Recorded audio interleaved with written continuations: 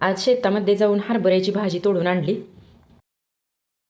बघा, ताजी ताजी फ्रेश अशी हरभऱ्याची भाजी। ही भाजी अशी स्वच्छ धुवून घेतली। पूर्वीच्या काळी या भाजीवरील धूळ माती झाडून घेऊन न धुताच केली जायची, पण आता मात्र हवेतील प्रदूषण वाढलेलं असल्यामुळे ही भाजी मी धुवून घेतली। आता ही भाजी मी करणार आहे। भाज्या शक्यतो मी लोखंडी कढई किंवा तव्यामध्येच करते।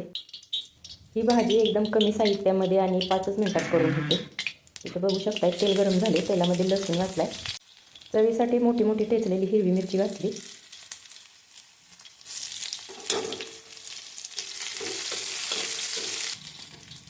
आणि आता लगेच भाजी घातली।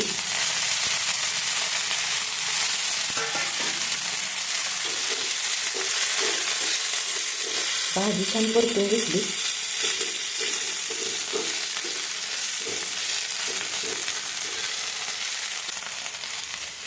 थोडं मीठ घातलं,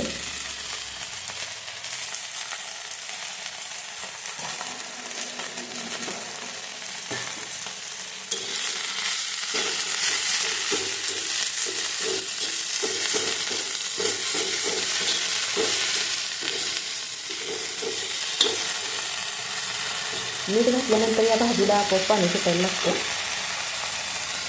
आता थोडे शेंगदाण्याचे कूट घातले। काही ठिकाणी ही भाजी अशीच केली जाते, शेंगदाण्याचे कूट घालत नाही।